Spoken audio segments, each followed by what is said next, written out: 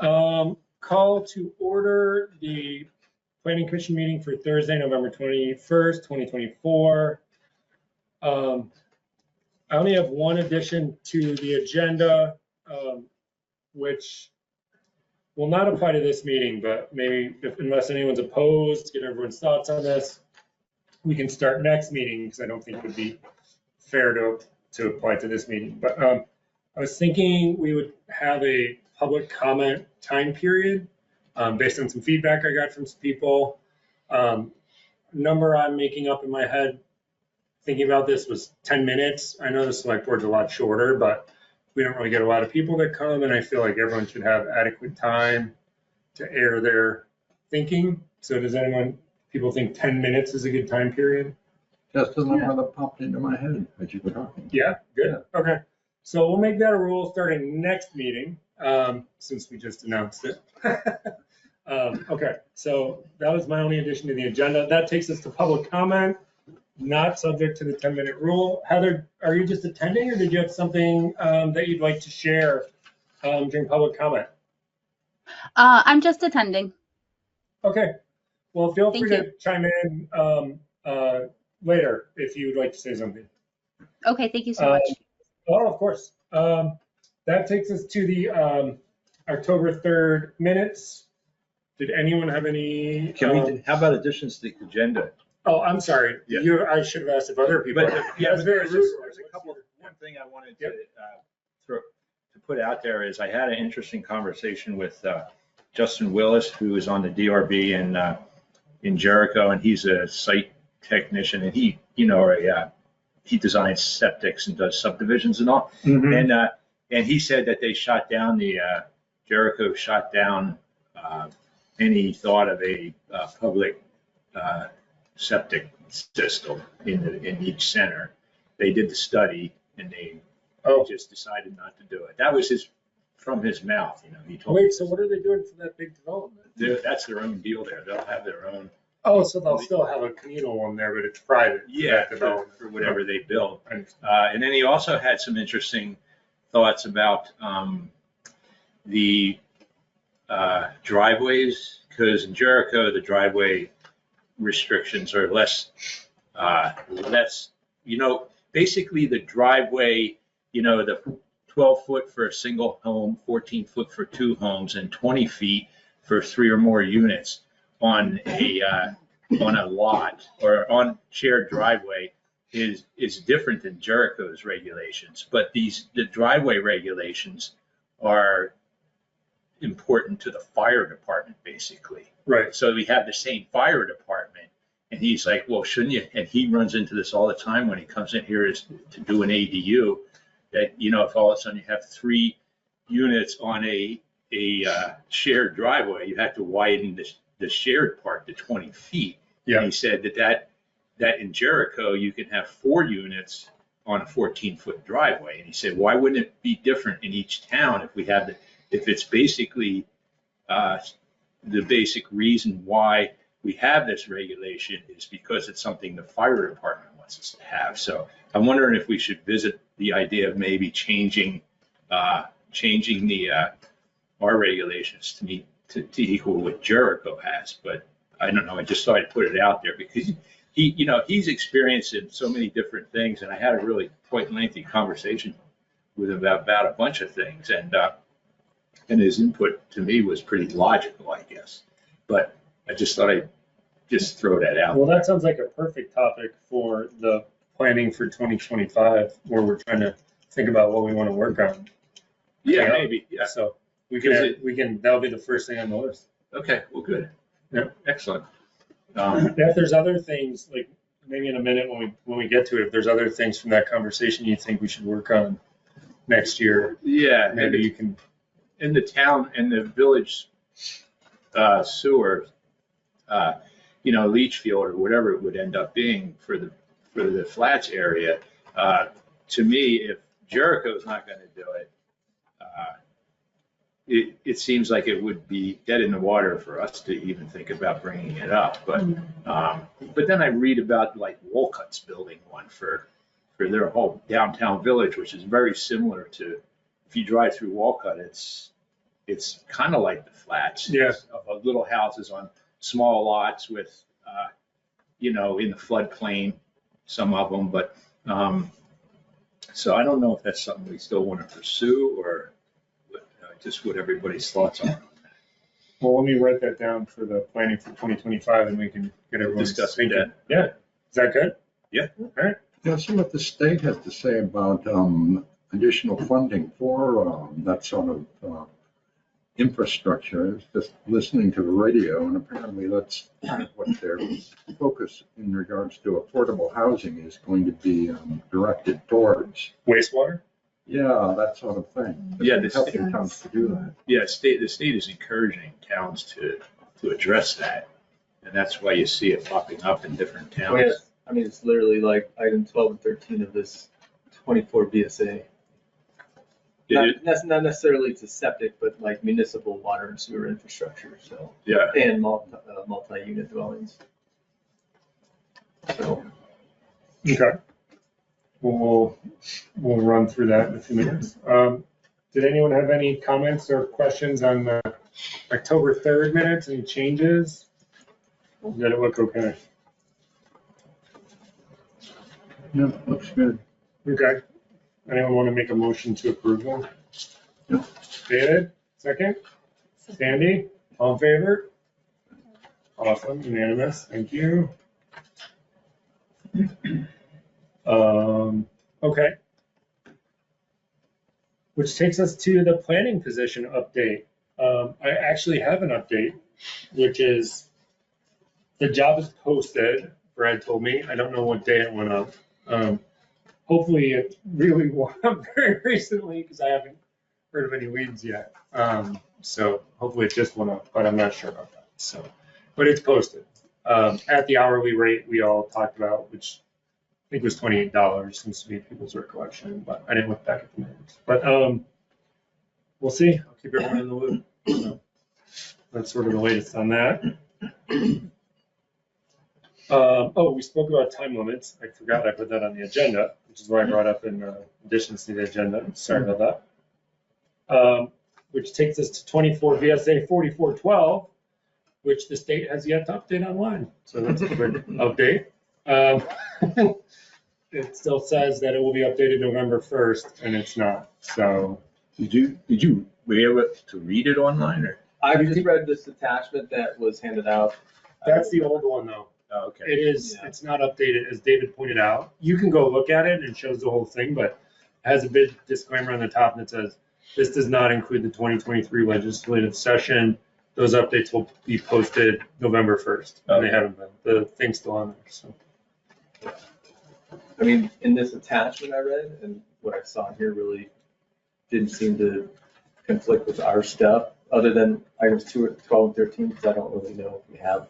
But that's exactly what you're asking about, so I guess it'll become a discussion point at some point anyways. And if there's more beyond this, I don't know if I've read it. Okay. That takes us to planning for 2025. Did people have a chance to think about what they might want to work on next? We've got driveways. We were going to talk about wastewater. We'll get on mapping. Mapping. Yep. Sandy? I've been thinking about how we don't communicate with other committees, and maybe we should have some sort of a forum where we listen to what kinds of policy items the energy, conservation, recreation committees may want. I think we don't always know what other people are working on, and if we did, it might support what we do informatively. I don't know how we do that, but some sort of joint meeting where we share what we're working on, I guess. That's a good idea. I think we should have a joint meeting with the DRB to share with them what we're working on, because they probably would have some. And, I mean, they gave us a list that we've been working on, so maybe they should have, it'd be good if they understood where we're at with what we can come up with so far. Do you think that would be a separate meeting from just meeting with all the other committees? Oh, you thought do them all together in one big meeting or do each? It's a way for everybody to know what's going on, including people knowing what we're working on. So maybe I would ask Brad if he would be willing to organize like a round table, for lack of a better word, with all the committees. And everyone would get like a few minutes to present what they're doing or something. Yeah. Maybe up to Brad, I guess. I mean, when I read the town plan, the annual report, it doesn't always have very much in it about, it's more general. It's not like, oh, we're trying to do this, but we're running into some obstacles or, those kind of things that might help us figure out how to do things better. Maybe rather than actually just getting together and talking, maybe asking the different committees to put together something that would be appropriate for us to look into and work on, so they have something going, basically. Rather than just, everybody sitting around a table and, yakety yakking this way and that way on things. Almost like everyone puts together a presentation. Yeah, or just, Like a bullet point of the what we've points done that they may think that the planning commission should be working on in the regulations. Okay. So we get some direction, basically. Everybody's busy, and just having general meetings and so on, it's. I mean, that would be a Yeah. good position for a good task for like a part-time planning. Deal with it. Yeah. Like somebody's getting paid to like do all these To extra inform us. meetings. Yeah. Yeah. Or at least, pick up some of that and bring it and just give us the bullet point like, hey, these guys want you to look into this. So this brings me to a question I had for everyone, which is, so the DRB doesn't meet regularly twice a month. They meet when they have stuff to do. And I was thinking about here, 'cause bless you, I've had feedback from a couple different people on the planning commission that they feel like without the planning administrator that we're spinning our wheels a little bit. So my question is, I feel like this comes across as negative, but I'm thinking it, so I want to share. Do people want to, until we have like a planning administrator, would people prefer to like do one meeting a month or 2 meetings in 1 month and 1 meeting in the next month? Because I feel like, I know we're not being maybe the most efficient we could be, which I sort of feel bad about, although I also don't know that there's a ton I can do about it. So like, I don't want to waste people's time. I want people to feel like we're all volunteering to be here, like that it's fun and you're enjoying it. And like, I enjoy seeing everyone, but like, I know you're supposed to get more out of it than that too, right? Like, do people feel like just religiously sticking to 2 meetings a month makes sense? Do people want to do like space the meetings out a little bit more until we get a planning administrator? Basically, I want to be respectful of everyone's time, make sure everyone feels like we're accomplishing something and you feel like you're getting something out of it and it's, a positive experience, right? Not just like, oh, I got to go to the planning commission and we're not really getting anything done. Well, I think it makes sense, until we get somebody that's kind of help out with some of the, work that we kind of set up, but it's all in notes and so on. Yeah. And can't really get into mapping quite yet. I think that makes sense. How do others feel? Can I just ask a question? So I was a bit absent more this fall than usual. With the DRB list that we were going through. We're pretty much through They were it. through that. Okay. Yeah. Gotcha.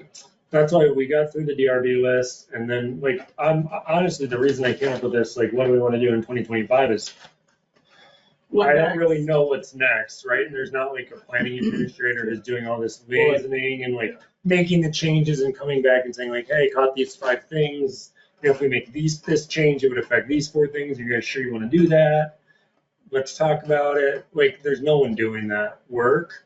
And yeah, the comments from people just really resonated with me. And I still want people to feel like, yeah, planning commission's boring and we're not really getting anything done. And I dread going. I mean, that's not like a super good volunteer job, right?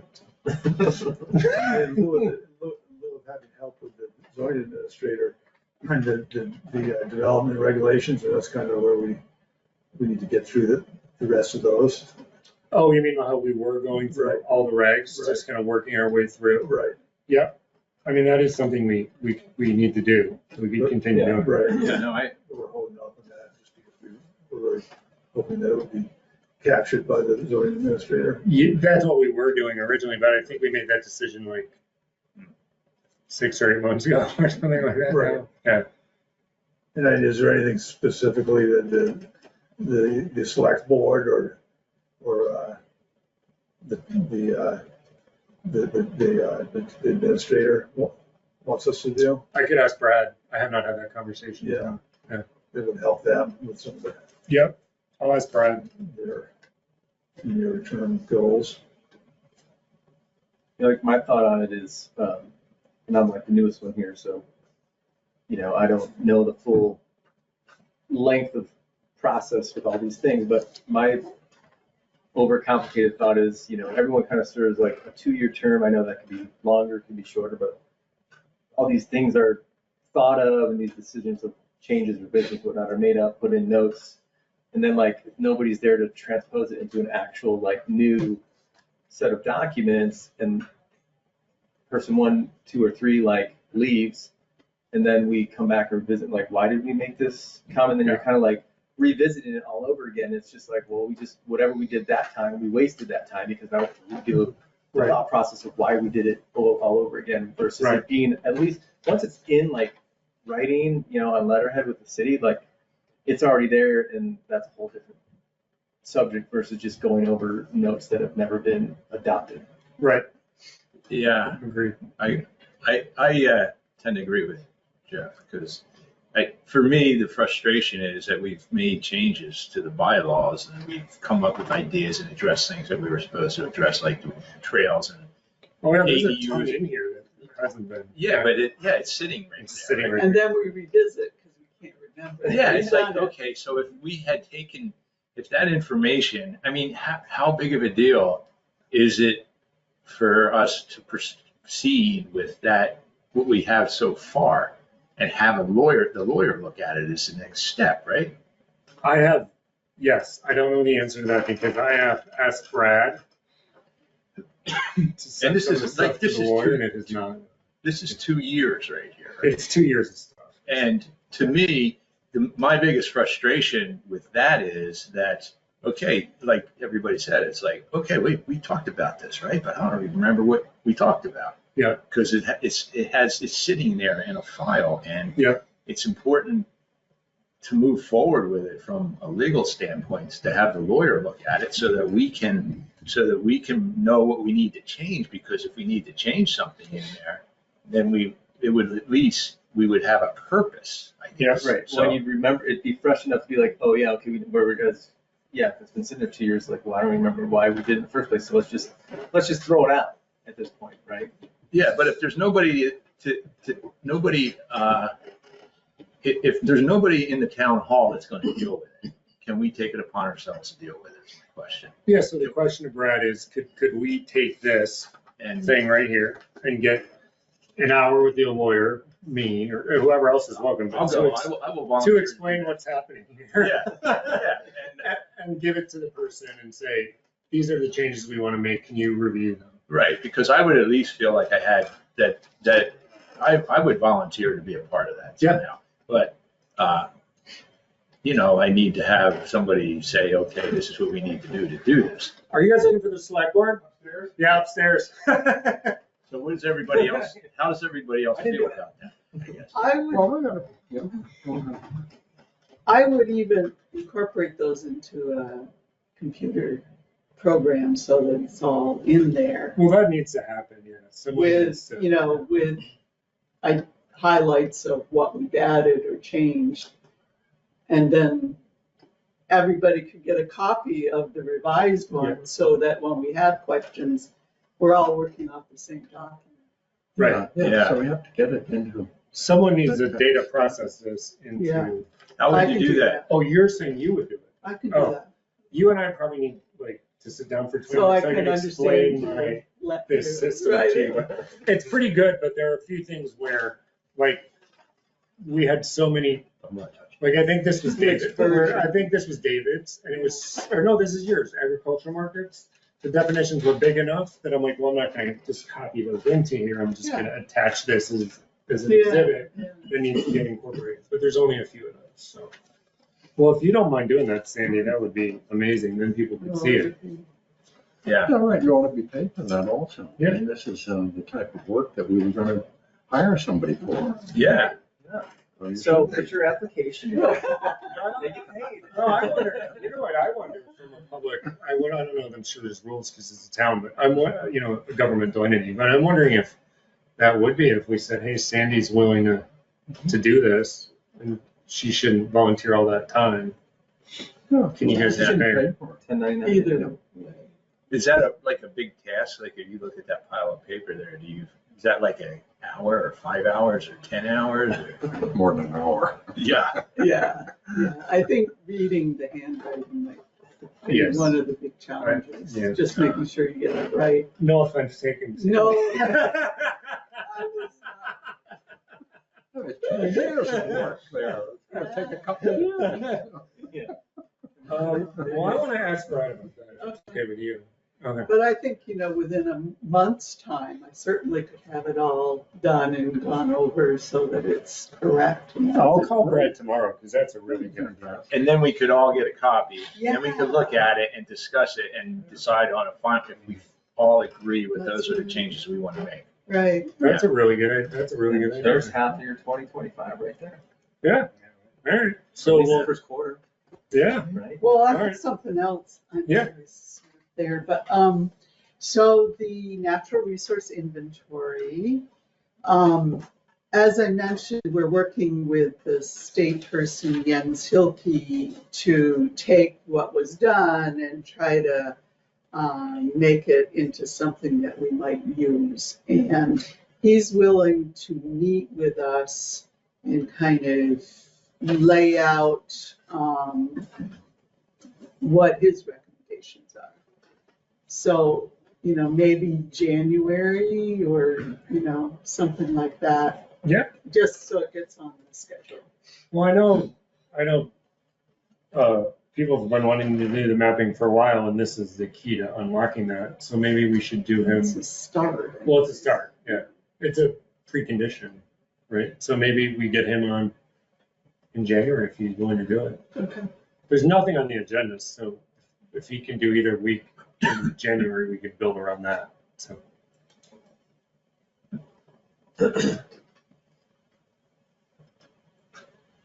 Okay.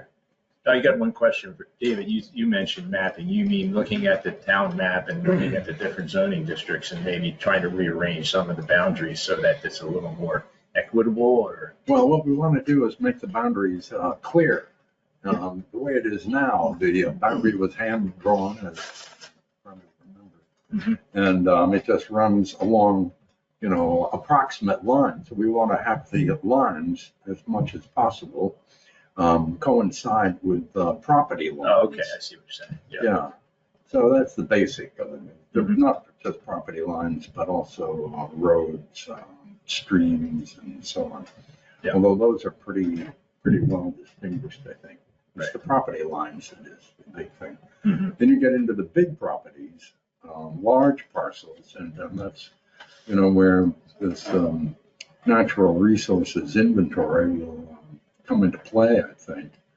And, that'll result in discussions, and we'll probably have the owners of those larger parcels, I think we should anyway, have them in to discuss what we think would be advisable and whether they're agreeable, and work out something with some of these larger property owners. So that's sort of the idea of it. Yeah. I have in my head anyway.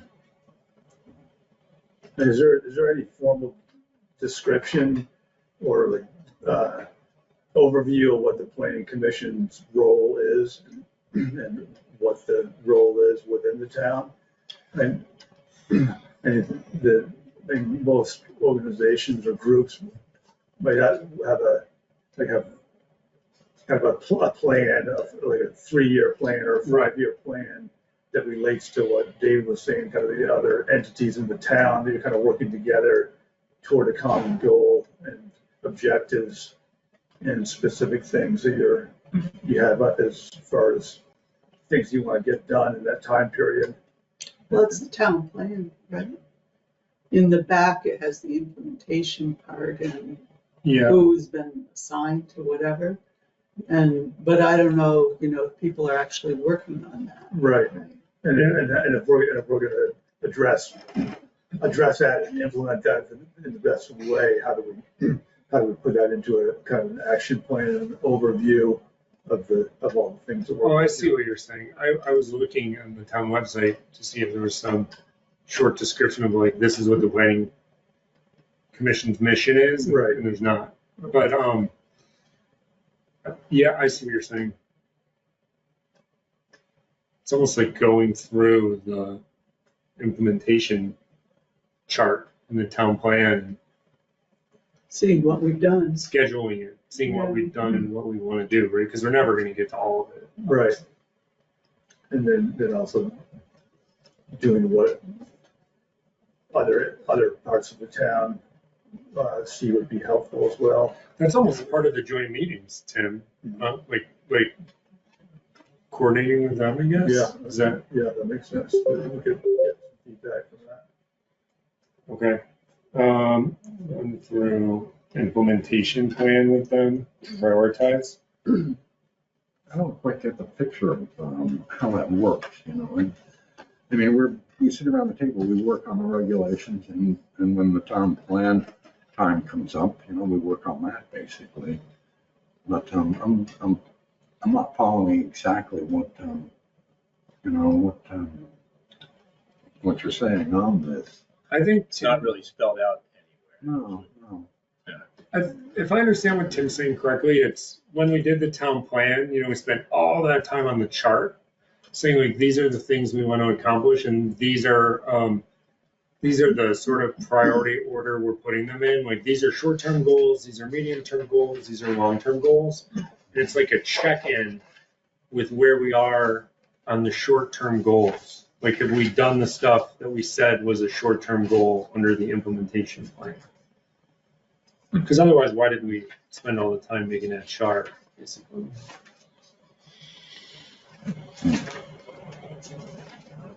Is that Yeah. kind of what you're saying? Yeah.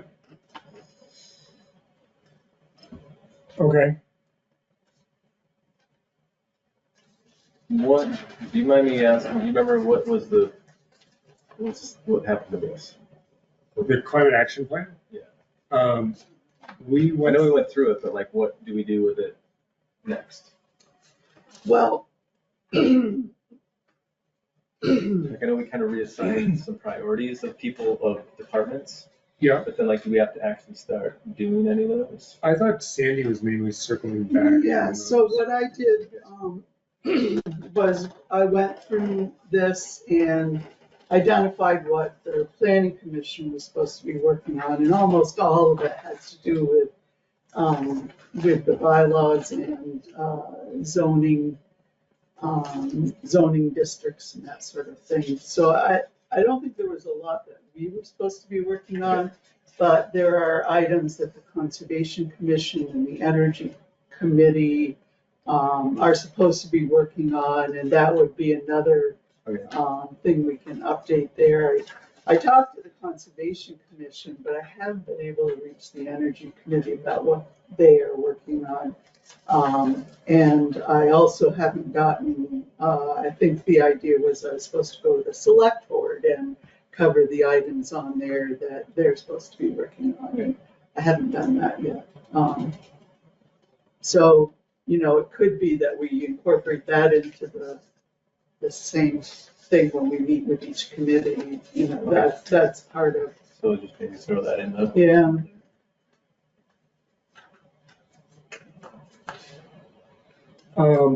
Okay, so maybe, this is quite a few things, actually. It sounds like before next meeting, I should at least talk to Brad about Sandy's helpful suggestion about this. See if there's anything Brad wants us to work on. Talk to Brad about the idea of meeting with other, committees. Talk to Brad about the lawyer, which sounds like it would probably follow what Sandy did. And then we can circle back on the rest of this stuff, maybe, and prioritize the order we want to do it in. Does that make sense, everyone? I think Sandy's work on this is really the major, linchpin. the number one thing. Agreed. Yeah, I agree. If Sandy is willing to do that. it's Well, I'm great. gonna call Brad, like, tomorrow morning. I'll call Brad tomorrow. Yeah, great. Okay. The only other item which I noticed at the bottom of the stack here is there's something called the Downtown Transportation Fund that has a grants available, and the application deadline is February 17th. So maybe we'll photocopy this top page before everyone leaves, because the rest of it's just the application and guidelines. And we could look at this and talk about it next meeting and see if we want to spend any time on it. It's a grant for what now? For Since 1999, the DTF program has invested over $16 million in public infrastructure and helping municipalities update streetscaping, parking, rail and bus facilities, bicycle and pedestrian safety, utilities, street lighting, and wayfinding signage. And it has to be a designated downtown or village center, which we actually have a village center. We have two of them. So, we'll be applying for grants to improve the infrastructure. like yeah, but we'd have to sidewalks have a or- pretty specific idea of something we wanted to do. Yeah.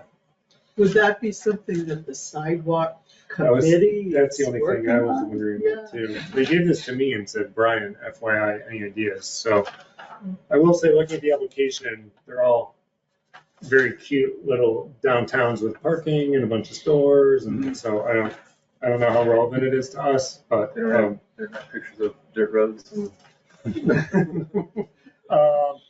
but I mean, maybe worth everyone taking 5 minutes to look at before the next meeting and see if it's relevant to us. Yeah. Because I know that the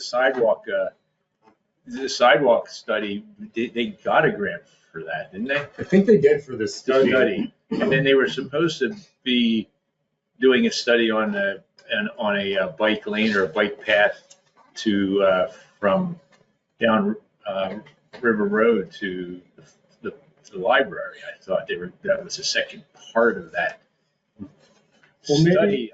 And then it kind of, the ball got dropped because Nick left and there was nobody that was following up on that, I think, so. Well, maybe when I would think I'm just gonna stop in tomorrow. Maybe I'll ask them tomorrow and I'll email everyone and update them. If the most obvious thing here is not the sidewalk, which they've already done a ton of work on, Right, and see what they say. So, yeah. okay, I'll do that.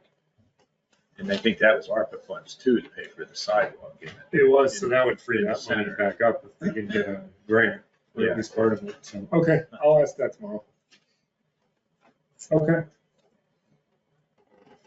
All right, well, thank you, everyone. Feels like a good start. I think that takes us to 5 minutes early. Oh, sorry. Caller one, do you want to identify yourself for the person who takes the minutes? If you're there. Must not be there. Okay. That takes us to Sawmills, I think. So I was thinking about this, and I think the right way to do it, unless people disagree, is, so everyone has presumably watched both of the Development Review Board meetings. And then Heather and Russ came in, well, Gordon came in, then Heather and Russ came in, and then Gordon came back in again last week. I know Bart mentioned he was going to visit the sawmill to get a sense of it. Sounds like, okay, you did. Yep. I've obviously seen it 200 times. It's down the road from my house. I know everyone's had a lot of time to think about this. So I was thinking maybe the best way is to just work our way around the table and sort of see what people's thinking is. I think my only thought, I'll reserve my comment. My only thought is just think if I understand what the planning commission is supposed to do correctly, back to Tim's point, I think we're supposed to be thinking about this. Obviously, it affects Russ and Heather and Gordon, it's a personal thing. I think besides that, we're also supposed to be thinking about the planning for the town holistically. So I think maybe it makes it harder, but I think it's our job to think about all of that, right? When we're thinking about what we want to do here. So anyway, it's the DRB that deals with the specifics of this case. But anyway, that being said, do we want to just work our way around the table? David, do you, not to put you on the spot, do you mind if I start with you? You can pass if you don't have like. Yeah, no, it's just, my thoughts. reading over the minutes, we were talking about treating sawmills as a home industry, and that would be, available throughout town, basically. But the limitations on it, maybe setbacks from the borders and noise considerations. It's and I don't know. We had in discussions with Gordon, we talked about the size of equipment, and that doesn't seem to be a defining characteristic. Doesn't seem to be the direction we're going. I don't know. There's a lot of questions still about it. The noise is the big one. Basically. Are you thinking sawmills? And I don't know if this is the right way to think about it, but it's in my mind. Are you thinking then sawmills and that firewood processing should be? It seems to me like the number. I agree with everything you said, David. It seems to me like the threshold question might be like, are sawmills and firewood processing separate, different? Are they the same? If they are the same and it just stays lumped in the same definition, then we sort of go down one decision tree. Like, do you want to do anything different for all these things that are sawmills, whether it be firewood or lumber sawmill, or are they different? Well, the problem is the definition, basically. We can't seem to, haven't so far come up with something that really defines a difference from something that would be a sawmill, I see it and I recognize it. Yeah. And just a firewood operation.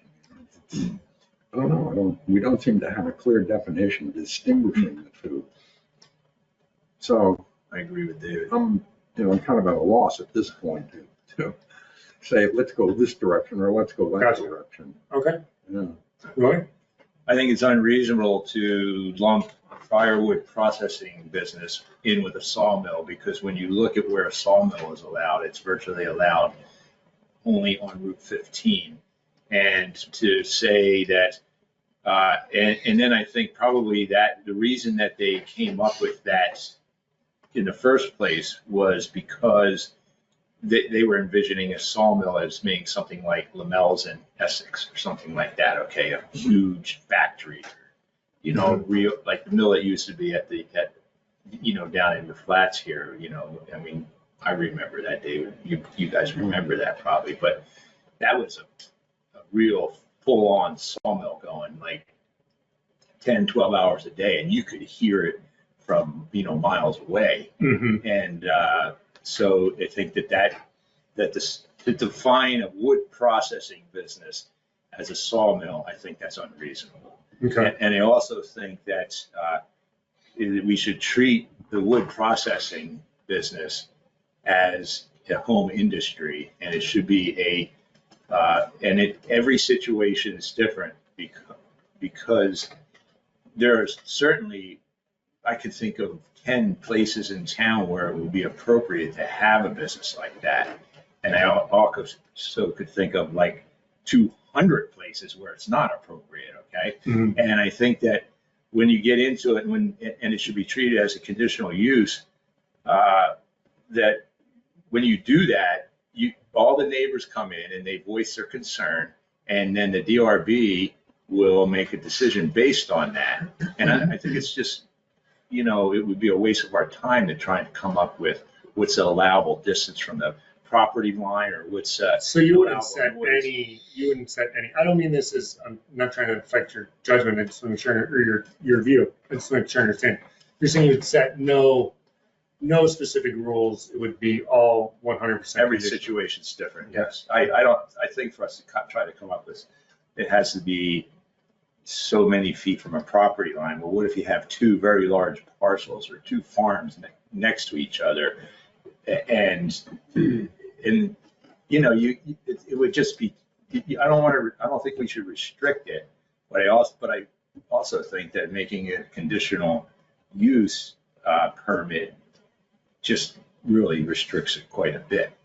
Because you get the input from the neighbors, and if you have every neighbor around them saying, I'm going to go to environmental court over this, the DRB is going to listen to that and make their judgment based on that information, I think. I mean, I don't know how everybody else feels about that, but, you know, you saw it in the video of Gordon's presentation for, you know, appealing. For the DRB? Yeah. Yeah. I mean, it's like, okay, well, none of the neighbors want it, and they're all right next to it, and they hear it all the time. You know, if I were on the DRB, I would say, well, you know, and when I was on the DRB a long time ago, we had the exact same situation on River Road. A guy had a sawmill set up there. He was running it like Saturday night at 11 o'clock, you know?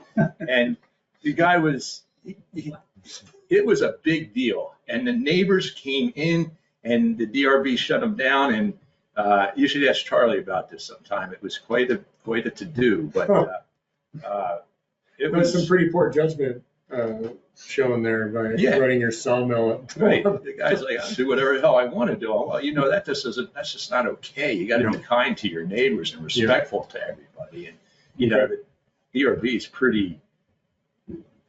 they're not that lenient. They're going to use good judgment. I think. And each situation should be different, but that's how I feel about it. So I think we should just have a separate definition for sawmill and then add it to the chart as a conditional use in every neighborhood, basically. Okay. But I don't know how everybody else feels. In every including Underhill Center? Oh, no, not the centers. Yeah. That's what I was gonna say. I'm like 95% on board with you, but yeah, because Home Industries says conditional use for this flats in the center to just make, you know, So not to firewood skip ahead cutting on Jeff, here. but you agree with Roy? Well, just because it sounds like if you two agree, we can. So what's your view? Your view is the same as It's the Roy's? exact same, except like, and because he just led to it at the end, like put it in the chart. The only thing I would be concerned about saying Home Industries, that Home Industry specifically has conditional use in the centers. Whereas if you put it on the same chart that you're talking about, just list it as firewood processing and have in the same chart, and just put X's in the centers and then C's the rest of the way. Right. And I think that's your view as well? Yeah. Okay. I'm going to jump back to Tim. I would concur with Roy and Jeff. Identical view to Roy and Jeff. Yeah. Okay. Can I just ask, are you talking about sawmills or firewood processing? Well, I think the sawmill, Leave sawmill the way it is and then. Thank you. probably, I can't, but, you know. I think, except maybe saying in the sawmill definition, say excluding firewood processing, see firewood processing for additional information and then define it there. Well, you two agree with that view. The three of you are 100%. Yeah. Yeah, You guys agree with Jeff on that? that firewood processing is separate from sawmills. Yeah, One of different the definition and distinguishing- different, you know, and just lump it under home industry, I guess. And Yeah, or subcategory of home industry, or however you want to do it. Yeah, one of the- I just think the only thing I disagree with this chart is home industries on here. And if you don't say wood processing is something different, then somebody can be like, well, I can do a firewood processing in the centers because it says it on the chart. Got it. yeah, there you go. David, did you want to Yeah, add one something? of the distinguishing characteristics between a sawmill and firewood is processing boards. That's what a sawmill does, basically. Yeah. That's not firewood. So What what is do the you, size too, though? Because it could be up to the size of a Lamell lumber as a sawmill, which is a pretty huge operation. Yeah. So you're processing boards, you know, I mean, you're doing that, that's not firewood. I mean, we're talking about firewood primarily. Right. So, I mean, you could, you know, make a distinguishing characteristic there. I had a thought about this the other day, sorry, I'm like passing it, but in terms of definition, because the sawmill covered like all kinds of wood processing, like what if you are a business that just wants to make wood chips? Like, what do we do about that? Well, I mean, I think, Is that I don't want to jump ahead, but like, I think that's where figuring out, maybe after we get everyone's views, but like figuring out exactly, we need to come to a consensus on how narrow or broad and what the suggested changes, if any, are, right? Like, for me, because there's a million different things you could do with wood, and I don't know the first thing about making wood chips or how loud it is, or like, I don't think any of the arguments. Yeah, it's all loud. Yes. I would say this. Agreed. I don't think any of the arguments Gordon, I don't want to put words in Gordon's mouth, but Gordon had a very specific argument about like using wood to heat. That was kind of the sole argument. I don't think you could make that same argument for making wood chips. Right. And it makes some sense. But if someone wanted to just make wood chips, Just because. well, I don't know, maybe for making mulch, I don't know. Yeah. I mean, normally a sawmill is a byproduct of that, but it's in the definition of sawmill, like it's any wood. I don't think anyone would want like a professional wood chip operation anywhere near. I mean, they're loud as heck when my neighbor was doing it. I mean, it's fine when you're doing it for 3 hours. Yeah. I'm just covering the bases, yeah. I might, maybe that's my idea. Professional wood chipper. Yes. Let me know when you find a robust market. For it. Okay. That's part of a logging operation. Yeah. Yeah, it's usually done on site. Side business, so just to make wood chips for. that's not- Likely, I don't know, you never know. Yeah. Bart. Well, I don't even know where to start with this, but Okay. whether you're talking sawmills or firewood processors, it's all part of the working landscape. And the state has come out in their statutes with like 27 points of why we should encourage the working landscape. And one of the reasons we should do that is because you have to have healthy forests. 80% of Vermont is forest, at least 75. And the way you have healthy forests is you have to do silviculture, you have to do cutting, and both for timber and also for firewood. And then you get into the economics of logging. We have almost no loggers left in Vermont. And every logger that you see, he's a one-man operation. One man, one skidder, couple of chainsaws, and he's in business. And if you see a bigger operation, they're coming down out of Canada. The sawmills are gone, they're all gone. The saw logs all go up to Canada. Mm-hmm.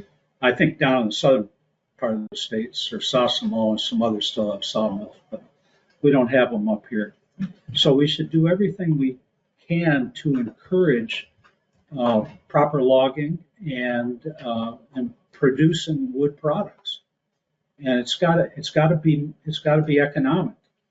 The economics of logging is that the logger cuts these saw logs, and he's got to pay for the trucking, and whatever he gets from selling the saw logs, he's got to split with the landowner. Mm-hmm. Usually, they work out a deal where all the firewood logs, they belong to the logger, and he sells them to truckers and who go around and sell them to firewood processors. So without the firewood logs, every logger's out of business. That's his real meat and potatoes. So and then when you've got the finished product of firewood, then we all benefit, because then we don't have to pay high-priced foreign oil. And I think it's a good thing, but I think if you really want to get into the nuts and bolts of it, we have to encourage a working landscape, and we should try to work out some rules to facilitate a working landscape. So would you make it, not to not to, first, thank you, Bart. Second, not to be overly administrative about it, but are you saying, I'm just trying to make sure I get everyone's view. So are you saying that you think, like Jeff, Tim, and Roy, that it should be conditional everywhere, both firewood and sawmills? Or are you saying there should also be a few hard rules like event venues, or like where do you end on that?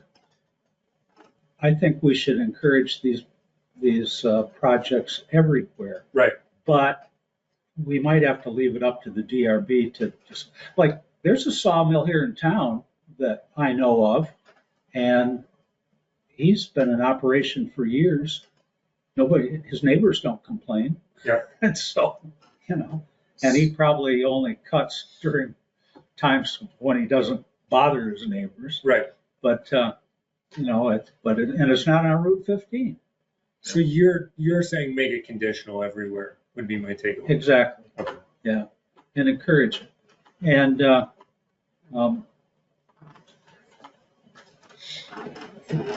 I think the noise is the big problem. And that can be facilitated with better mufflers, built sound barriers, built berms, all those noise things can be overcome. Okay. Thank you, Bart. Jeff. Forrest. I'm looking at you while I use the right name. I guess. I don't know. I feel like my views aren't crystallized yet on this totally, but I agree with Bart. I think that was some good reporting from on the ground there, because I think it's important too that these kind of businesses are encouraged to exist in this area, because again, it's to keep everything local is in the end better, I think that's what Gordon was saying the other day too. But on the other hand, I'm one of those people that's like completely annoyed by noise. Like it just drives me nuts. And so I see the other folks' thoughts on that too. Would you put some sort of hard rules like we did around event venues, or? Yeah, I don't know if I'm ready to say either way. Oh, you don't have to. Yeah. But yeah, so that's a really tough one to me. So you're sort of torn between. I'm torn between. I see noise. both sides of it. Not to be totally milquetoast about it, but I see both sides of it, And maybe this is like I think everyone's sort of on the same page here, just like the DRB treating it case by case. Yeah. Okay. I don't know. No, thank you. Yeah. Did you have anything else to add, Jeff, or you? Sandy? Yeah, I think I agree with what Bart said.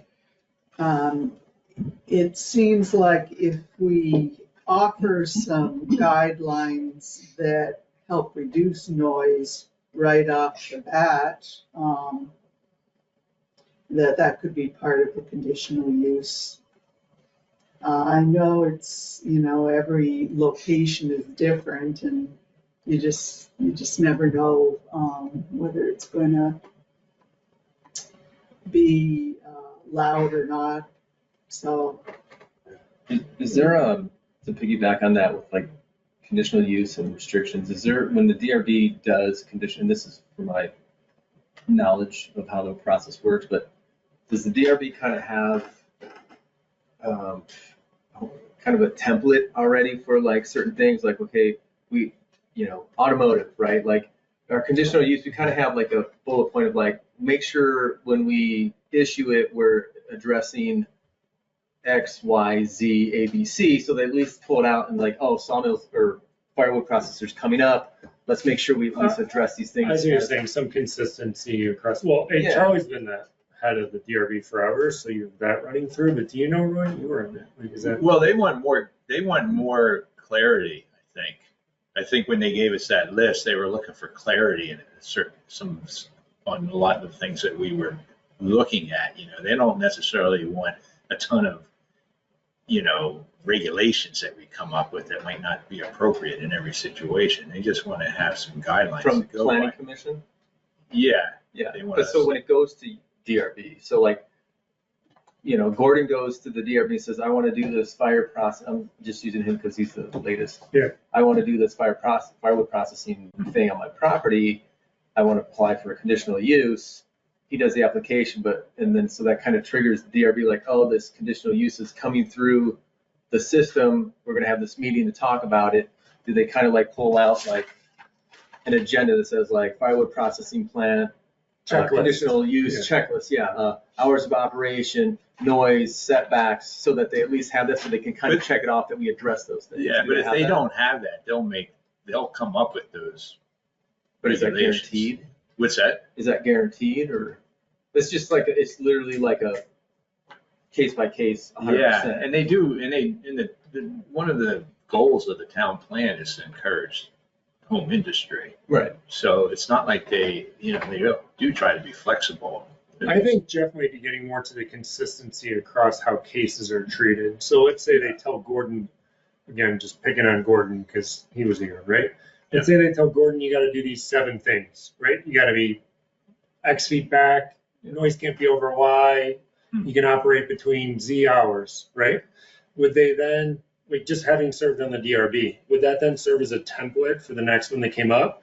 So Bob Smith comes in to open a firewood operation 2 years after Gordon, and they say, all right, Bob, this is the rules we usually apply to a firewood processing, and we're gonna apply them to you. And maybe they're a little different because your parcel's closer to the neighbor or your parcel's farther out. But is there some sort of checklist the DRB uses for consistency across cases as they come in? Well, not when I think that's on. what Jeff is asking. Yeah, not Yeah, when because I think that probably addresses some of your concerns and some of yours, is that like, this guy's gonna have this, but then this one's gonna be really loud and obnoxious for these neighbors versus that neighbor, because things are missed, because, again, 5 years down the road, the DRB is a completely different set of people. Right.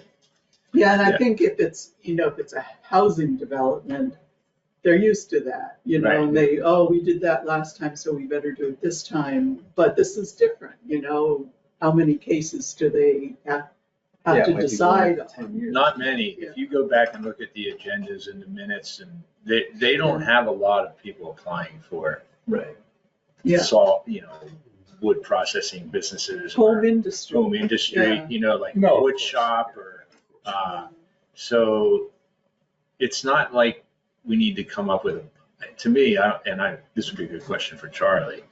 I don't think we need to come up with a lot of regulations that for each separate home industry that somebody might want to start. It just seems like it would be too maybe restrictive from the start. Some of them are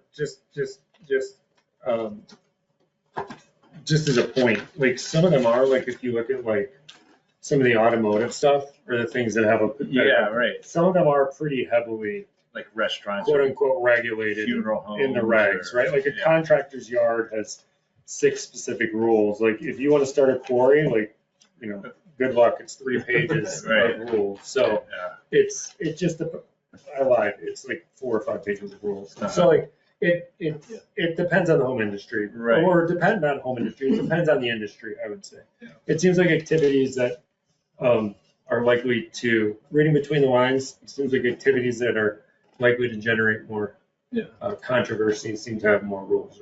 Yeah. One in the question is, it'd be nice if somebody comes in for a permit for a wood processing operation, he's doesn't have any equipment, so the question could be, well, can you come in with a comparison of equipment, or choose the equipment you're using that has the lowest noise factor to it? If somebody's new in the business, that would be certainly a pertinent thing for a person to look into. So But unfortunately, I think most of them would be like Gordon, that got their equipment. Yeah, they have And their then- equipment. Yeah. and then you're. So are you gonna do that for every business? Like somebody wants to have a wood shop? Well, we need to see what it's gonna sound like outside your building when you're, building cabinets one day, or one guy when I was on the DRB wanted, he came in for a permit for a gunsmithing business in his house, in his basement. And oh my God, you would have thought he wanted to build nuclear bombs or something. And the neighbors came in and they're all up in arms about it. I'm like, what is the big deal here? And he wanted to be able to go out in his backyard, and he had a berm built already where he could shoot the weapons he was working on, but he wasn't out there all day long doing that, you know. And so it's like, so what do? You come up with restrictions for every business that somebody might open, or not restrictions, but rules, regulations that we have, or checklists that we have to go by. That seems a little bit for businesses that might not ever happen, like a quarry. I mean, do we need to address things that may never happen? I guess it seems like a lot of effort for maybe a situation that might never happen. I mean, how's everybody else feel about that? Yeah, I don't like layering on a whole, reams of regulatory details. Right. My point wasn't necessarily for us to do it. My point was more like, if we keep it general and vague here, when it goes to the next step for conditional use. You want to know what happened. Do they have something that's at least a rough checklist or like template to go by to say like, we're going to cover these things? Because like I said, 5-10 years go by, the people change, the opinions change. And so then it could be a totally different set of rules with every sawmill that gets a conditional use. And so then you got conflicting people, kind of like with Gordon, like, well, these guys have been grandfathered in from 20 years ago and they do all these, they use louder equipment and blah, blah, blah. It's like, well, how do we kind of keep that consistency across the board for 10, 15, 20 years? Not necessarily in our standards, but just on at least a basic checklist. Like when you open up that filing cabinet for conditional use for wood processing, you open up that folder and there's like the checklist of just ask these questions at the DRB meeting. You know what I mean? Mm-hmm. That's all I was kind of getting at. Well, we certainly could, without being specific, just say, respectful of neighbors, including noise, hours of operation, We're not saying what they are, just that these are the things seems obvious to me that they would look at that. And what's the process of the DRB hearing? Are the abutting landowners invited to a hearing meeting right off the bat? Yeah, everybody gets So that's probably going to be hearing it from the neighbors, what the concerns are. Yeah. I think you get written notice Yeah. whenever. So the individuals will bring their list of concerns. Right. So I'm a little. Can I interrupt? Sorry. Oh yeah, go ahead, Heather, please. Go ahead. There are performance standards that have to be met for conditional use home industry permits, to which Gordon got denied. Hey Heather, I'm embarrassed to ask this question. But I'm gonna ask it. Where are those located? Do you know? In the town regs? In the town regs, yep. They're in the town regs. Point No, do you know what section they're in by I any want to say chance? 3.14, but I could be wrong. 3.14. Okay, I'll look them up. Thank you. So, Yep. before everyone looks, let me, so I'm a little torn. I'm the chorus, and here's why. Here's my view. So just 2 seconds, seemingly unrelated story. I had to go to Chase today in Williston, and the guy was filling out a thing, and I'm like, Underhill, and they have to ask what county it's in, and I'm like, Chittenden. It's like, Chittenden? He's like, I didn't know Underhill was in Chittenden. I always just assumed it's in Lamoille County because it's beautiful out there. And I was thinking, no offense to anyone in Chittenden, but I'm like, that's right. For me, like Underhill is where it starts, right? It's where like the rural Vermont starts here. And I don't want to become Jericho. And that filters through everything I think about, right? The flip side of that is, and that to me is like, that's my operating principle. But at the same time, like I look what we did with like event venues, and I think giving a little guidance to the DRB is a good thing. I'm not saying we should give them 25 rules like quarries, but I do think like there should be setbacks. And I have to look at what Heather was referring to, but I do think we should have some language around like, you have to be a good neighbor. Like you have to take whatever reasonable steps you can to, and that's not the language part, but like something around like basically like when we were talking about like ADUs and Airbnbs and public event venues, like, and this has nothing to do with Gordon and Heather and Russ, right? But like, I think big picture, like we should make people be good neighbors because sooner or later someone's going to come along who's not going to be a good neighbor. And we should put some sort of loose set of rules in there that says like, you're going to have an X foot setback. You're going to take reasonable precautions to, this isn't language, like I said, to minimize noise. You're not going to do it at 11 o'clock at night. Like just some very reasonable set of standards that make sure that people are being good neighbors to each other. I mean, the standards are kind of on par with that. So that's what I would, and I don't have a list. I didn't like prepare a list. I was just thinking about, I can work on it, but I was just thinking about this. I mean, again, this is not directed at anyone involved in this current situation, which is why I wanted to open with that preface when we started this. But like, I do think we should make folks be good neighbors and be considerate because sooner or later, a situation is going to fall in our lap where there's someone who's not doing that. So I think providing some level of like event venue type guidance makes sense. So I'm in the middle, I think is what I'm saying. But I relate to some of what Sandy and Boris were saying. I'm with you on the rural nature of Underhill, Bart, very much so. I think a good point is too is like this is really well, firewood processing is really hard work. It's a pain in the neck, and you hate to like pile anything more on those guys that are doing that work and delivering that product to the community. So, but I mean, there will be a guy who puts it 5 feet from someone's house. Oh, I know. I agree with you. Right. So like that's my thinking. Anyway, I'm not going to belabor my point anymore. So thank you, Heather, for identifying the performance Oh yeah, standards. thank you, Heather.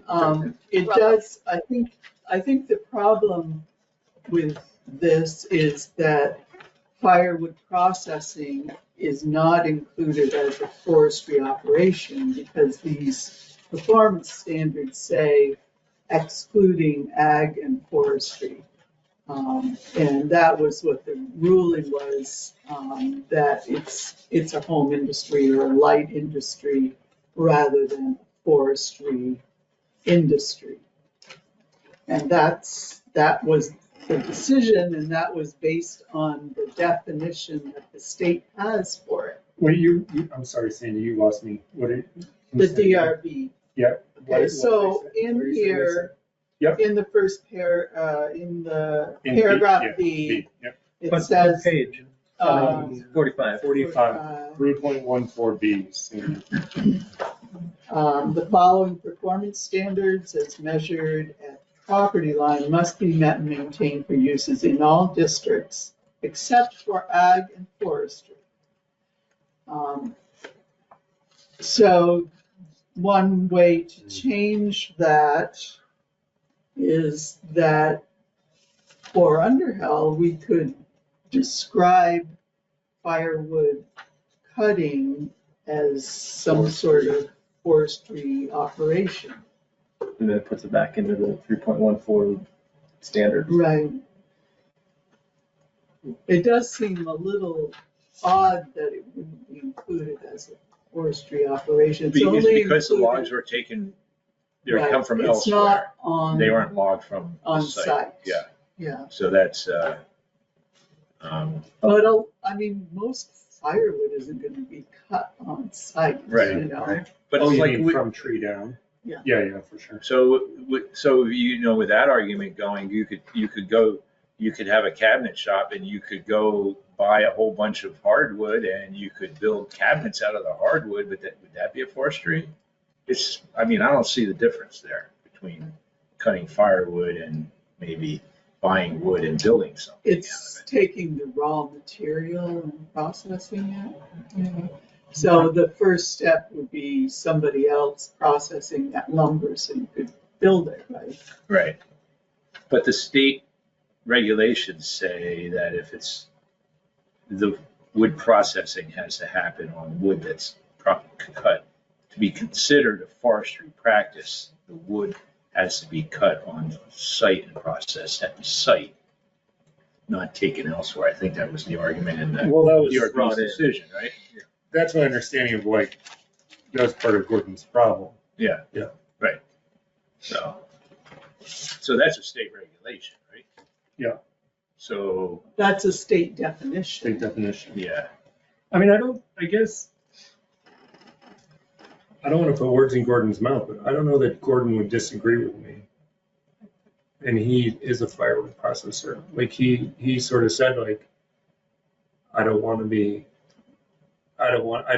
trying to comply with noise standards and all that other stuff, right? yeah. Right. Yeah. I mean, I don't want to sound like I'm against firewood processors. You don't sound at all like No, you're I you sound just like think you're very that- pro. And I'm not firewood against processing. what Gordon's trying to do. Yeah. And, or anybody, if somebody wants to go through, if we have regulations here and somebody wants to go through and wants to go through the proper channel to get a permit to do something and they get it, then that's the way it should work. I feel like I'm being the conservative one. That wasn't my takeaway from your comments at all. Yeah. Okay, well, Yeah. I mean, I'm all for what Art brought up, totally. It's like, Yeah. I mean, we need to respect that part of our existence here. But I mean, we're kind of in a new area where there's so many more people that work from home, where, Yeah. you know, cutting firewood processing during the work from 9 to 5 is now a problem all of a sudden. Yeah. For a lot of, in the past, it wasn't. So I think that's all coming to a head here too, huh? But I don't know, I think you were talking about cabinet builders and stuff that are essentially sawing raw wood into something to make something else. Yeah. But I think like, That's maybe a this is what you're that's a saying. poor example. But you're Maybe that's what you're inside saying. is the other. Yeah. I think the real thing that differentiates that is the noise, is the performance standards here. Yeah. Is it following that or not? Yeah. I Right. don't know. I have to read this. It's pretty good. I mean, Yeah, I think reading these, I feel like we could be fine, saying that firewood processing is different than sawmills and is a conditional use in all areas except the village, following the performance standards.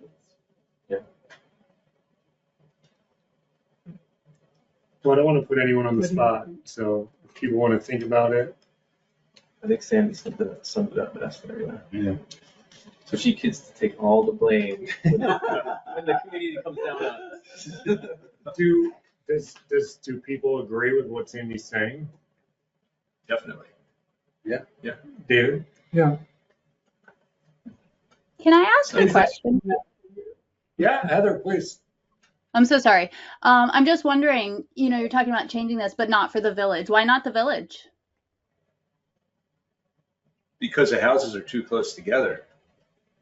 And it's Yeah, you wouldn't be not able to, appropriate for To make that. there's no way to, no space. Yeah. Go just drive through Underhill Flats or the village or the Underhill Center and you'll see that there's no place that you could actually have a business like that. That is logical. I mean, there's no room to do it, I guess. I'm just curious because right next to where my house was not a problem at first and he was just doing it. That's why I was wondering. Just curious. Well, he was doing it and he didn't have a permit, so that was the number one problem, so. I do think just picking up on some things Heather's saying, and I might just be a minority, but like the performance standards make sense to me. I can't get over the idea that there should be a setback because we did it on event venues for like the same reason.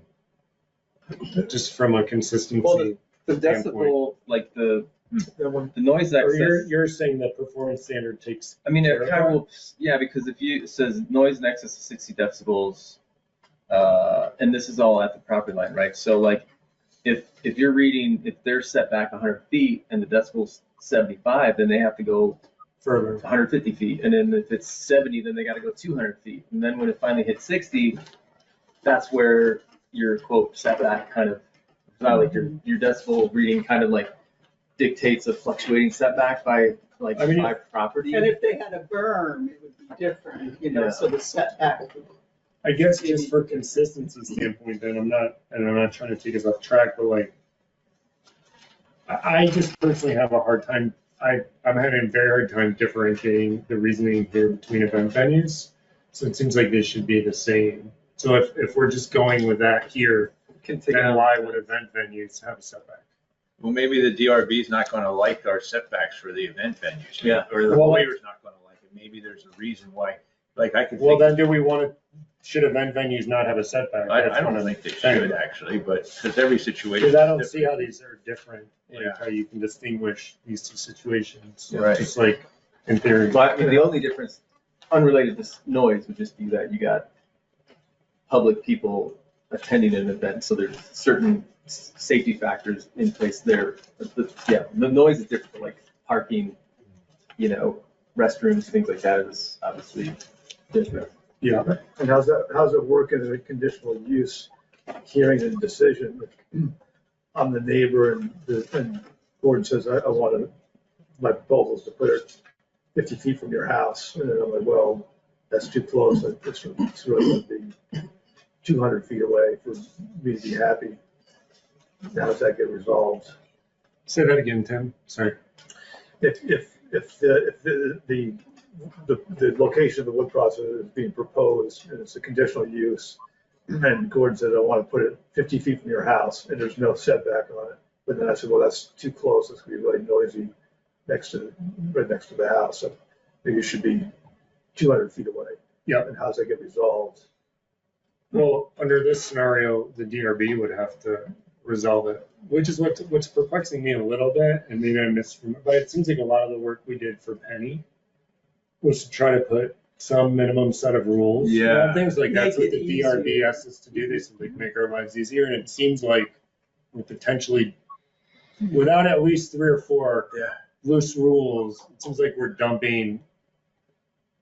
I mean, no offense to us, it seems like we're dumping the problem on the DRB. So this is where, To be frank. a planning and zoning administrator could come in handy, that they would be able to communicate with the DRB. So Right. maybe we need to take that in our own hands and have a joint meeting with the DRB to see how they actually feel about that, what their thoughts are, instead of just taking these stabs in the dark at, okay, let's come up with event venue regulations and a list that's a page long. And then they look at it as like, oh, no, this isn't what we want. Right. I mean, I asked Charlie about that, and I threw some ideas out to him about what he thought about it. He's like, well, I don't think you need to make it that complicated. And I mean, it was a brief conversation about it, but I think it'd be important for us to actually, sit down with them, because they don't really have a lot on their agenda. They haven't been meeting a lot. Yeah, so I mean, if they might actually enjoy that, to give us input and to understand what we're trying to accomplish. Well, that's what I was saying, like, how many conditional uses does this town really issue in a year? I mean, is it really like that hard one. to ask them to do like 2 or 3 conditional uses a year? There was one this year that I can think of. It was a guy up the road here who wanted to sell, egg Yeah, the muffins sandwiches out of his VW van. That turned into like a whole thing. Yeah. Didn't it? Yeah, right. No, that's pretty Across good. from the sledding. Yeah. So that was the one that comes to mind. But if you look at the agendas for them, they're usually just doing minor subdivisions or the harvest crossing. Yeah, so like, why put so much effort and work on us when it's only happening 1, 2, 3 times a year for them? Yeah. And we're Well, spending months talking about it versus an hour and a half for them Yeah. once a year. Right. I just want to make sure that whatever outcome we come to is like equitable, but also like that the DRB, I don't want to dump bad situations on the DRB. Yeah. So I like the idea of talking to Charlie about what kind of guidance he wants versus like just setting up situations that are rife for conflict. Mm-hmm. It seems like, I mean, everyone sort of expressed their opinion. You see where people's thinking is, but I think the devil's a little bit in the details. Like, let's talk to Charlie. And then, Yeah, I think it would be, the more defined we can get, the less likely it is that people feel like they have to, have a lawsuit or something just to clarify what the DRB said, you know? Yeah. Can I just So add one more setbacks, thing? Yeah, please, Hunter, go ahead. I'm sorry. I guess Oh, go ahead. the only other piece I wanted to add is that, because of the performance standards, if you take his firewood processing as forestry, then they're out the window. And so that noise is a non-issue, and he can be right where he was, loud next to someone's house. And it might be yours. Right. Or, Right. it might be so changing that piece changes quite a bit. I see what you're saying.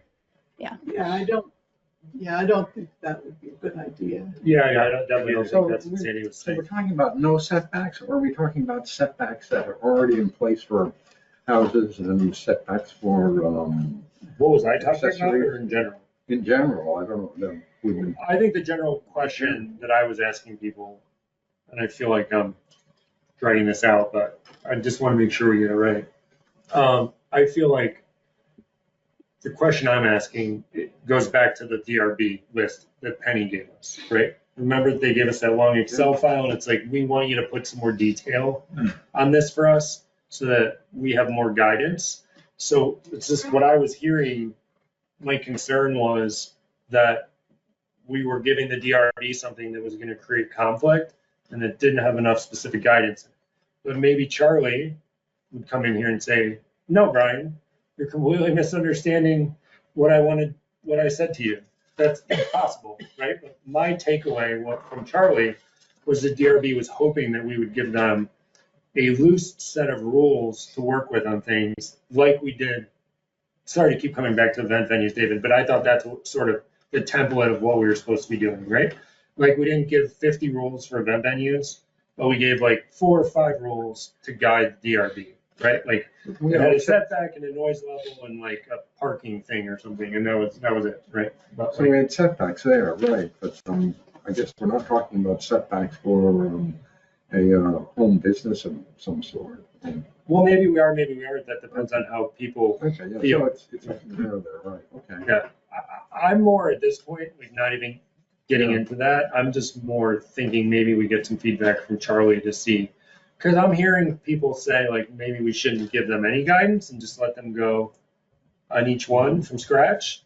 And I just would like Charlie's feedback on whether he prefers that approach or he prefers the approach we took on event venues, irrespective of the setback.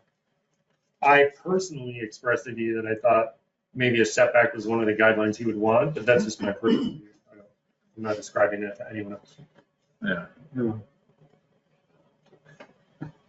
right. I think It's complicated.